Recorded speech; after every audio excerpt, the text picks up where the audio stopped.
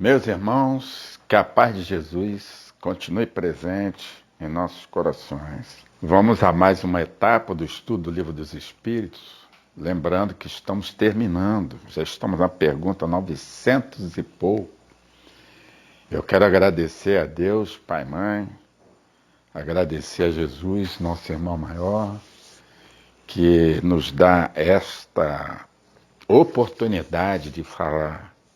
Oportunidade para nós também, que somos estudantes do Espiritismo.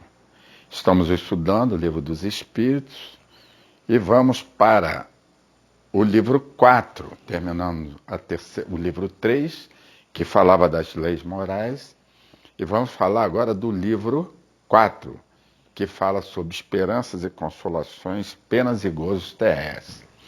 É interessante nós prestamos atenção, porque como no começo dessa série, Estudo do Livro dos Espíritos, nós falávamos que o Livro dos Espíritos gerava 4 livros. E essa parte, o final dele, que é Esperanças e Gozos, ele estará gerando o livro O Céu e o Inferno, que é interessantíssimo. Então ele fala sobre esperança, gozo, e depois nós vamos ver a desmistificação do céu e inferno, que todas as religiões praticamente trazem. E a doutrina espírita desmistifica, porque na verdade não existe céu e inferno, só existe um problema nosso na consciência.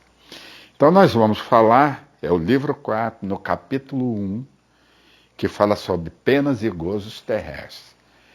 Isso pode ser visto também mais aberto no livro O Céu e o Inferno, que faz parte do Pentateuco kardeciano. Então depois, se tiver interesse, leiam Céu e Inferno, que é um excelente livro, que é dividido em 2 partes. A primeira parte fala sobre esse assunto, penas e gozos terrestres, e a segunda parte são depoimentos de espíritos desencarnados que trazem para nós depoimentos de como foi a chegada deles ao plano espiritual. É muito, muito interessante. Vale a pena uma leitura nesse livro, Céu e Inferno. Então vamos falar sobre felicidade e infelicidade relativas. Porque nós aprendemos, dentro da doutrina espírita, que nós espíritos imortais fomos criados pelo Deus para sermos felizes. Mas a grande maioria não consegue fazer isso. Aliás, a grande maioria prefere ser infeliz. Quando nós podemos ser felizes ainda aqui, bem devagar, né? Não é essa felicidade plena que os espíritos puros têm no plano espiritual, mas é uma felicidade relativa à nossa condição evolutiva. Então podemos ser felizes, na maior parte das vezes. Existe uma paginazinha no livro Gotas de Esperança que diz que nós podemos ter momentos de felicidade, mas jamais momentos de infelicidade. Quer dizer, nós podemos dosar essa felicidade, porque fomos feitos para ser felizes.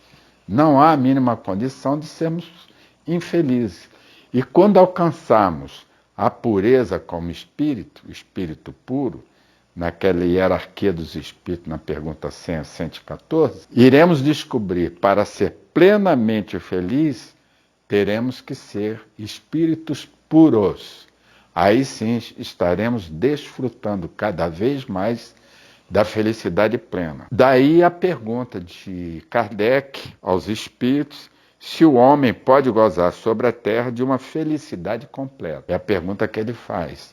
Pode o homem, neste planeta de terceira dimensão, gozar de felicidade completa? O que entenderemos por felicidade completa? É estar sempre feliz, numa boa, nada perturba. E a resposta é que não, uma vez que a vida lhe foi dada como prova ou expiação. Lembrando que nós já estamos saindo do mundo de prova e expiação para um mundo de regeneração. Daí a condição de não ser feliz plenamente, porque estamos ainda cumprindo expiações e provas. E isso muitas vezes, na maioria das vezes, perturba, né? Não dá condição de a gente ser feliz. A gente não fica rindo aí toda hora pela...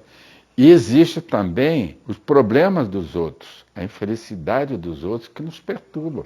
Aqueles que estão mais próximos, parentes e amigos, que não dá para passar em branco. Mas depende dele amenizar seus males e ser tão feliz quanto se pode ser sobre a terra.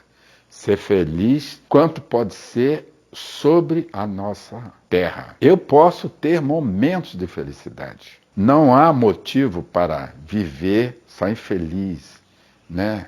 A doutrina espírita e Deus e Jesus é alegria. Então, vamos aprender a ser alegres. Vamos ser felizes. Para isso, existem algumas regrinhas, né? A felicidade terrestre, na pergunta 922, é relativa à posição de cada um. O que basta a felicidade de um faz a infelicidade de outro. Entretanto, há uma medida de felicidade comum a todos os homens. Para a vida material, é a posse do necessário para ser feliz. Para a vida moral, a boa consciência, quer dizer, a consciência tranquila, e a fé no futuro. Esses dois parâmetros é que nos traz os momentos de felicidade que nós podemos desfrutar nesse planeta. É difícil? Quer dizer, se você tem uma boa consciência e a fé no futuro, você já pode ser feliz. É porque eu falei, nós não podemos ser felizes completamente ainda no mundo de prova e expiação, porque os nossos irmãos ainda passam por privações. E nós também. Para a vida material, é a posse do necessário. Se eu tenho o necessário para comer, para a minha sobrevivência sem ter muito problema, também sou feliz. Desde que eu traga a felicidade também para os próximos, né? Aqueles que convivem conosco e até aquele que tem necessidade de nós como irmãos. E aí tem uma pergunta importantíssima que a gente não liga muito, mas a doutrina, através do Livro dos Espíritos, traz como uma atenção para nós. Pergunta 932. Por que no mundo os maus dominam tão frequentemente a influência sobre os bons? Parece estranho, né? Os maus parece que preponderam sobre todos os bons. E a resposta dos espíritos superiores é que eles aparentemente dominam pela fraqueza dos bons. Os maus são intrigantes e audaciosos. Os bons são tímidos. Quando estes bons quiserem, levantarão a cabeça. É uma receita para nós não aceitarmos tudo que os maus mandam. Nós temos que ter também firmeza, não com rudeza, mas ser firmes nas nossas colocações. Eu não posso aceitar o que eles fazem. Eu me revolto, mas não serei violento, como eles são. Eles são audaciosos. Temos que ser também audaciosos, porque a nossa timidez também nos paralisa. É o medo, que eu sempre falo que o medo paralisa. Então, eles se aproveitam disso, desse estado dos bons, para montar. E nós não podemos deixar que isso aconteça. Aliás, isso está mudando muito, né? Porque os maus estão indo embora, os bons estão começando também a despertar e ver que a vida não é bem assim, só você aceitar tudo que aparece. Nesse capítulo, nós vamos estudar também a perda de pessoas amadas, que é uma das coisas que mais perturbam as pessoas, é perder as pessoas amadas. Aliás, hoje eu estava ouvindo aí um vídeo que falava, depois eu vou comentar, em que Jesus fala sobre a nossa dependência. Nós não podemos ser dependentes de ninguém, principalmente nessa fase que está chegando, onde teremos que nos desligarmos de nossas dependências, principalmente das pessoas. As pessoas não nos pertencem. As pessoas pertencem ao nosso Pai, os filhos pertencem ao nosso Pai, e assim por diante. Então, elas são amadas, mas não é motivo para nós entristecermos e ficarmos preocupados com isso. Olha a pergunta. A perda de pessoas que nos são queridas não é uma daquelas que nos causam desgosto tanto mais legítimo quanto essa perda é irreparável e é independente de nossa vontade? Olha só, irreparável. Essa causa de desgosto atinge o rico quanto o pobre. É uma prova ou expiação e a lei comum, mas é uma consolação poder vos comunicar com vossos amigos pelos meios que tendes, esperando que para isso tenhais outros direitos e mais acessíveis aos vossos sentidos. Então, na verdade, não existe perda. As pessoas amadas vão mudar apenas de dimensão, porque somos espíritos imortais, nós não morremos nunca. E Deus, Pai, abriu uma porta para que nós possamos nos comunicar com eles. Essa porta é a mediunidade. É a possibilidade de sairmos de nossos corpos à noite e em busca dessas pessoas amadas.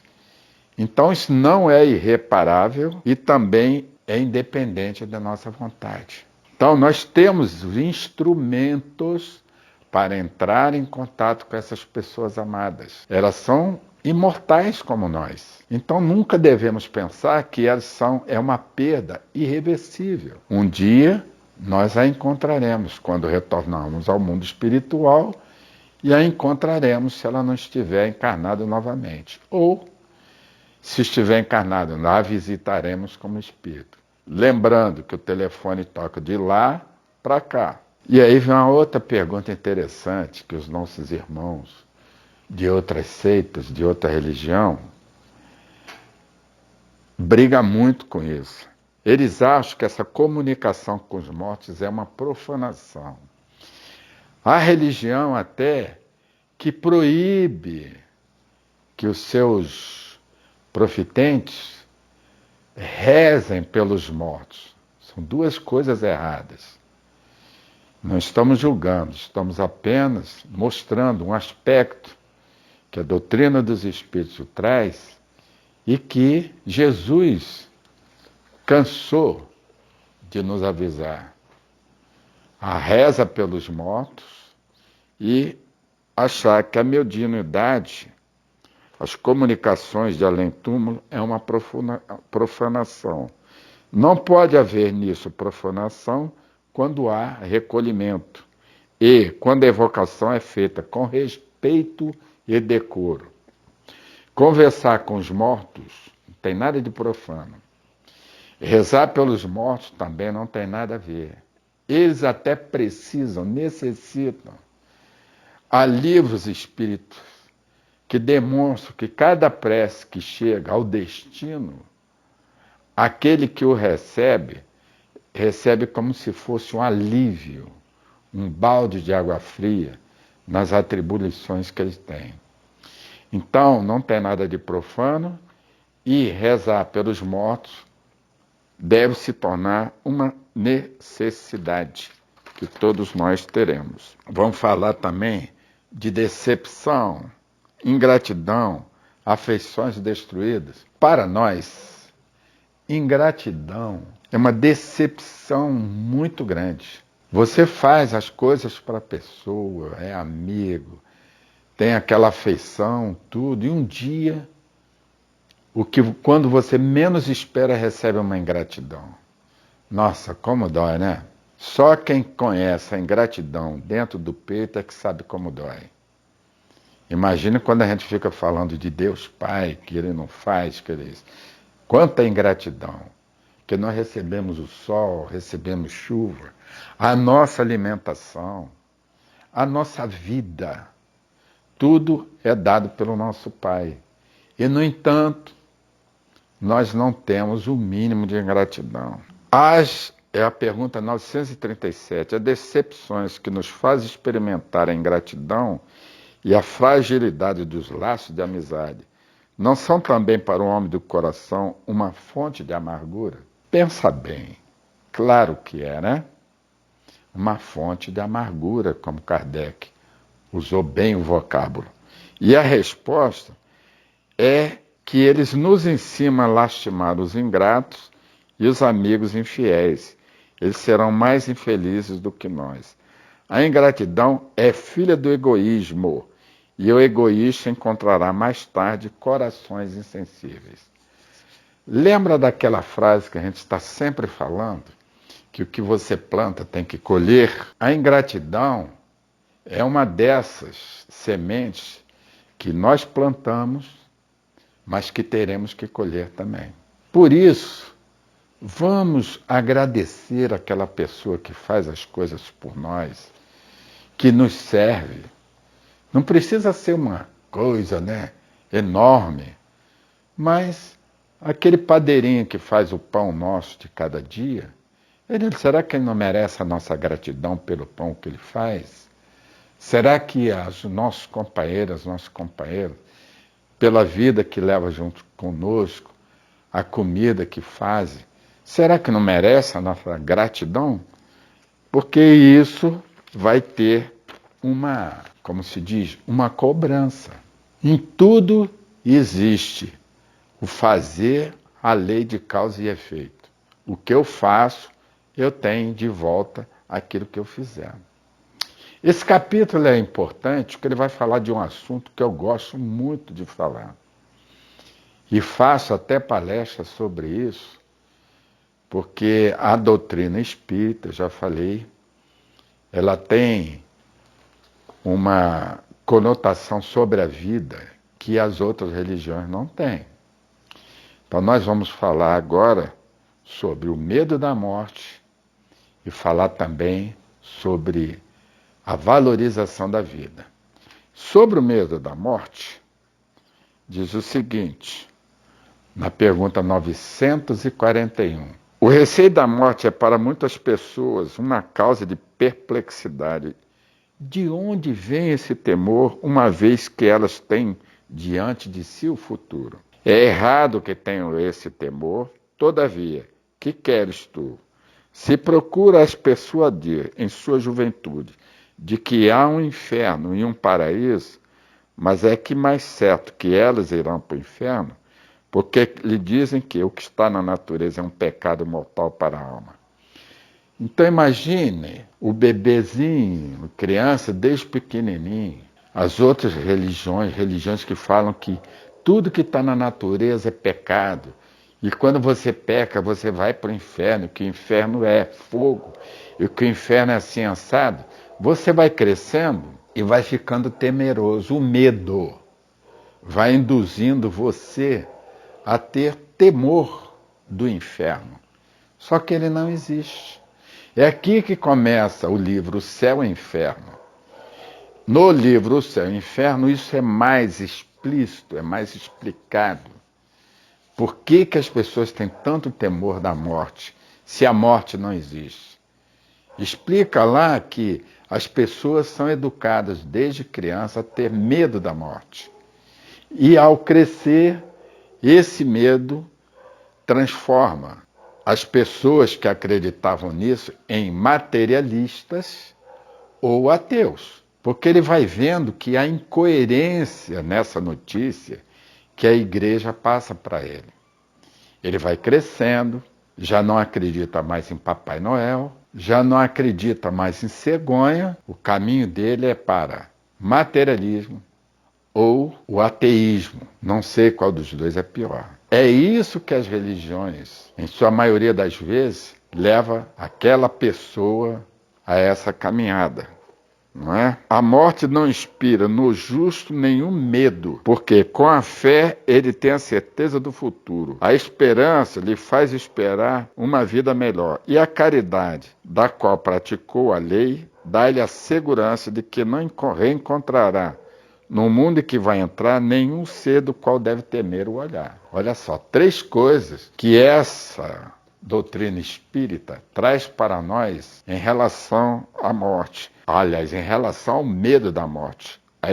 A fé, a esperança e a caridade. Essas três virtudes tiram o medo que você tem da morte. Bota na cabeça, você é um espírito imortal. Nós estamos num corpo de carne. Esse corpo vai acabar, mas você, como espírito, vai continuar e vai crescendo em direção a Deus Pai. Esse medo da morte não tem sentido. Então, esse capítulo, como eu falava, ele é tão importante que fala também, além da morte, vai falar de um assunto que hoje as pessoas estão com tanto medo da doença, tanto medo das coisas, que continuam se suicidando. E suicídio, como vimos aqui na pergunta 943, também é terrível, tá? Vamos estudar, vamos entrar nesse assunto com maior profundidade. Então diz aqui, desgosto da vida, suicídio. Eu falei em capítulos anteriores que a doutrina espírita tratava valorização da vida, pena de morte, suicídio, aborto e eutanásia com maior rigor. Já estudamos o aborto, a pena de morte e agora vamos dar uma geral no suicídio e na eutanásia. Olha a pergunta, 943. De onde vem o desgosto da vida que se apodera de certos indivíduos sem motivos plausíveis? Estamos vendo aí, né? Crises de depressão. Eu tenho até uma palestra falando de depressão à porta do suicídio. A pessoa se deprime, dentro da família não há uma assistência, as religiões raramente dão uma assistência que nós chamamos que tem que ser assistido, né? Você merece ter uma atenção. E as casas espíritas deveriam estar abertas para ouvir essas pessoas. Chama-se assistência espiritual. E isso tem que estar aberto. E não é só as casas espíritas. Todas as casas religiosas deveriam ter uma pessoa lá dentro para dar uma assistência, ouvir as pessoas que estão procurando por isso. E aí a resposta dos espíritos superiores, isso é efeito da ociosidade, da falta de fé e, frequentemente, da saciedade. Então, tudo isso leva a pessoa à depressão. Eu vou até repetir. Efeito da ociosidade. Se você não tem o que fazer, procure. Vai caminhar na natureza. Vai ser fiscal da natureza. Não tem coisa melhor atualmente. Olhar a mata, os riachos, a cachoeira. Olhar para cima, ver o céu azul, os pássaros cantando. Tirar a carteira de fiscal da natureza. Meditar mais, orar mais. Ou seja, afastar a ociosidade, procurar o que fazer. Vai lavar a louça, poxa. Vai ajudar os companheiros, as companheiras. Vai fazer, vai aprender a cozinhar, é muito bom. Você não pode ser ocioso. Falta de fé. A fé é a confiança no nosso Pai. Isso chama-se fé. Mas não é fé da boca para fora. É a fé que vem do coração. Saber que você tem um Pai, que você tem assistência e que Ele te atende toda vez que você pedir. Sabe por quê? Apesar dele saber tudo que você necessita, é necessário que eu peça para Deus Pai. Por quê? Para demonstrar a minha humildade. A razão é essa. Não é que Deus não saiba o que você precisa. Ele sabe muito bem o que você precisa. Mas Ele jamais vai magoá-lo em sua livre-arbítrio, no seu livre-arbítrio. Então Ele precisa, olha a palavra, que você peça. Não é que seja obrigação. É que a lei que Ele criou, do livre-arbítrio que você tem, Ele faz com que você peça. E aí Ele age. O universo vai trabalhar tudo para te dar atenção. E a terceira causa é a saciedade. É aquele negócio, você tem um carro, aí o vizinho tem um outro carro mais novo que o seu, melhor que o seu. Aí você acha que aquele carro já não está te agradando. Aí você quer mudar. Isso é saciedade. Você tem uma roupa porque ela não está te agradando. É saciedade. Na verdade, a gente não precisa nada disso. Tem uma piadinha que diz que quando você vai morrer, você não vai levar no caixão. O caixão não tem gaveta. Você não tem que levar seus bens. Você só leva o seu espírito e as virtudes que você praticou. O resto vai ficar aqui. Então, para que essas coisas? É necessário? É um luxinho? É um bom gosto? Tudo bem, mas exagerar, tudo em exagero e fora de equilíbrio não é bom. O homem tem o direito de dispor da sua própria vida. Nós já estudamos isso no capítulo anterior, tá certo? Na pergunta 880. O direito de viver é uma lei que Deus deu. Então, o homem não tem o direito de dispor de sua própria vida. Só Deus tem esse direito. O suicídio voluntário é uma transgressão dessa lei. Suicídio voluntário. Aí você vai perguntar, existe o suicídio involuntário? Kardec, na sua visão, na pergunta seguinte, 944A, o suicídio não é sempre voluntário? Olha só que interessante. O suicídio é sempre voluntário? A resposta, o louco que se mata não sabe o que faz. Então, aquele que não tem juízo, ele não sabe o que faz, então não é voluntário, é involuntário. Como existem outros tipos de suicídio, né? Como drogas, as drogas. Eu vou falar de drogas hoje. Ilícitas e lícitas. São suicídios involuntários. Agora, o suicídio voluntário não é um direito que o ser humano tem. O homem não tem o direito de tirar a sua vida. E aí vem outras perguntas sobre suicídio. Os que conduziram o infeliz a esse ato de desespero, suicídio, suportarão as suas consequências? Sim. Esses infelizes, porque responderão como se fosse um homicídio. Então preste atenção ao que você está fazendo, o que você está falando.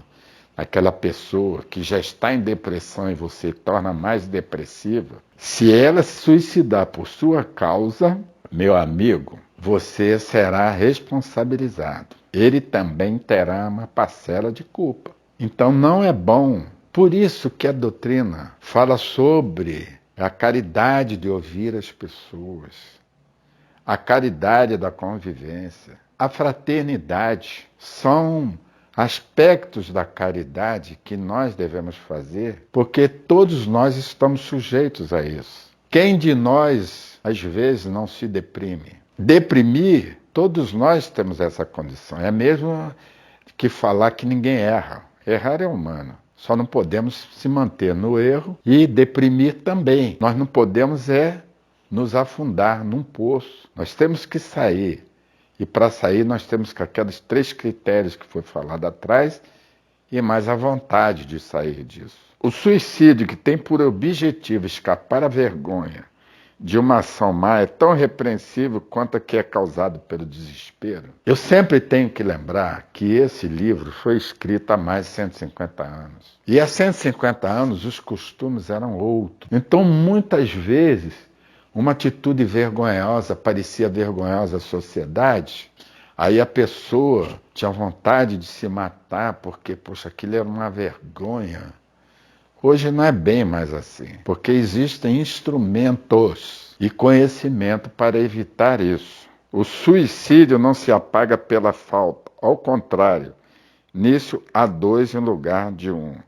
Quando se teve a coragem de fazer o mal, é preciso ter a coragem de lhe sofrer as consequências. Só parar para pensar, né? Deus julga e, segundo a causa, pode algumas vezes diminuir seu rigor. Tudo está na intenção.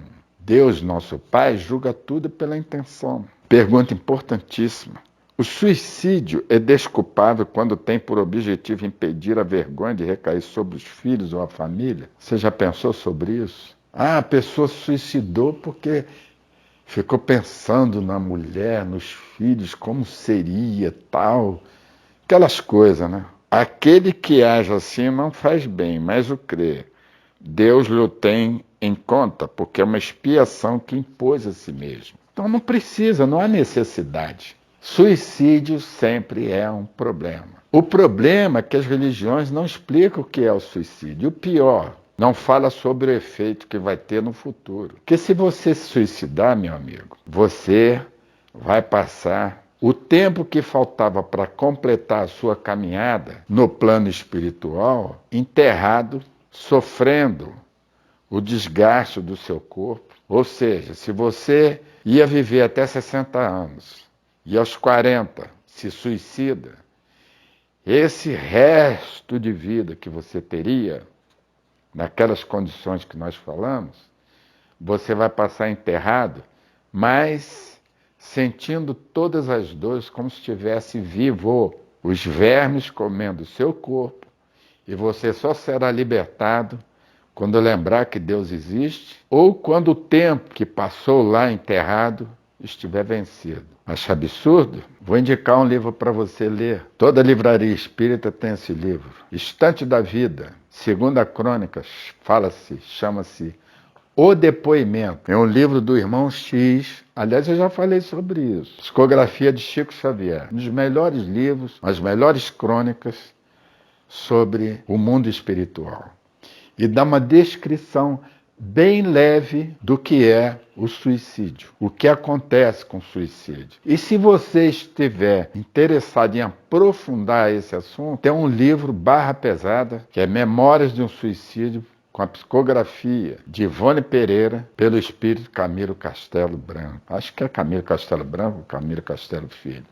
Foi um jornalista do passado português. Esse livro te dá a situação de quem se suicida. Está interessado?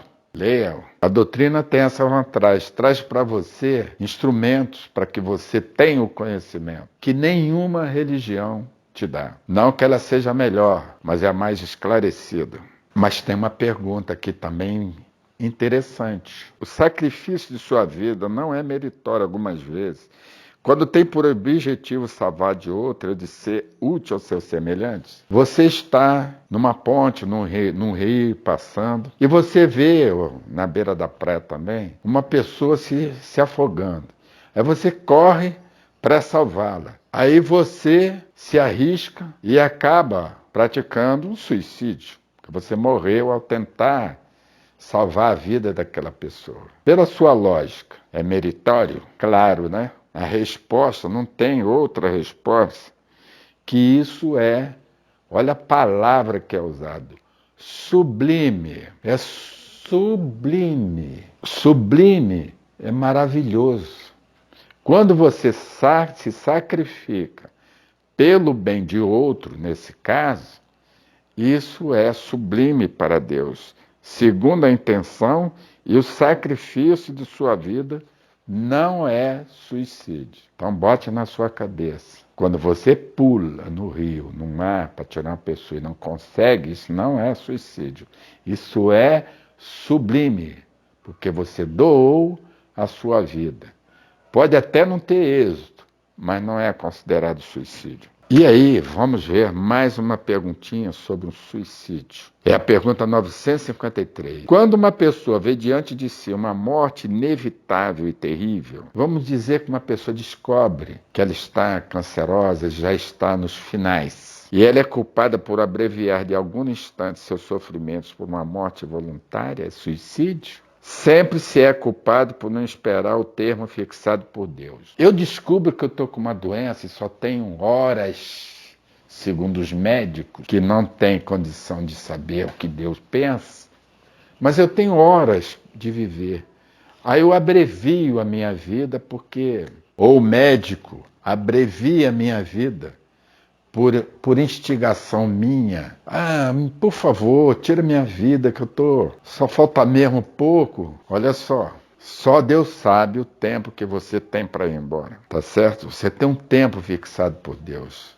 Quando recebemos um corpo, recebemos um período de vida que é fixado. Às vezes nós temos horas, ou dias, ou meses. E há casos até de pessoas que estão em coma durante anos. E de repente acorda. Então nós não temos controle sobre isso. Então quando fazemos isso, chama-se eutanásia. Vou dar outra definição aqui, tá certo? E há hoje uma indústria na Suíça só para praticar isso. A pessoa chega lá de idoso e paga para que seja aplicado nele com todo conforto uma injeção letal. Você já ouviu falar nisso? como aquele condenado na morte nos Estados Unidos que recebe uma injeção, só que a pessoa vai lá como voluntária, nos melhores hotéis, come do bom e do melhor, escolhe a hora para morrer. Isso chama-se suicídio, mascarada de eutanásia. Concebe-se que nas circunstâncias normais o suicídio seja repreensível, mas suponhamos o caso em que a morte é inevitável, em que a vida não é abreviada senão de alguns instantes, é sempre uma falta de resignação e de submissão à vontade do Criador. Isso é suicídio, mascarado com o nome mais bonitinho, eutanásia. É quando você pede uma injeção para, em virtude do mal que você está, faltando pouco tempo de vida, abreviar essa vida. E aí você vai ter as mesmas consequências do suicida. Eu disse as mesmas consequências. Então procure ler no livro Estante da Vida o que está destinado a essas pessoas que praticam isso. Certo? É por isso que é bom ter o conhecimento. Quando eu sei, fica mais fácil enfrentar tudo. Nós já vimos as razões que levam as pessoas a esses atos de desespero, ao que leva as pessoas a esse ato de desespero, que é a decepção, a depressão, que nós temos que controlar. A doutrina espírita nos ensina a controlar essas emoções, porque todos temos. É uma das paixões. Nós já estudamos isso no capítulo anterior. Temos que aprender a controlar. Meus irmãos, graças a Deus, graças a Jesus, nós encerramos esse capítulo da quarta parte, o primeiro capítulo da quarta parte, que fala sobre tudo isso. Depressão, suicídio. Nossa, para mim um dos capítulos muito importantes, porque eu tenho o costume de falar sobre a campanha de valorização na vida. Faço palestras sobre isso, do ponto de vista material e do ponto de vista espiritual. Então eu quero agradecer novamente a vocês todos, hoje é a quarta-feira, sobre esse estudo do Livro dos Espíritos, que nós estamos terminando, encerrando. Eu acho que mais dois estudos nós encerramos. E graças a vocês, graças a Deus, Pai, graças a Jesus, nós estamos conseguindo terminar. Então, cabe a vocês, se quiserem ter curiosidade, ler, é um motivo a mais para o despertamento. Então, eu sou luz, sou filho da luz. Meus irmãos, nós temos o mesmo Pai. Você também é luz. Muito obrigado e até para a próxima semana.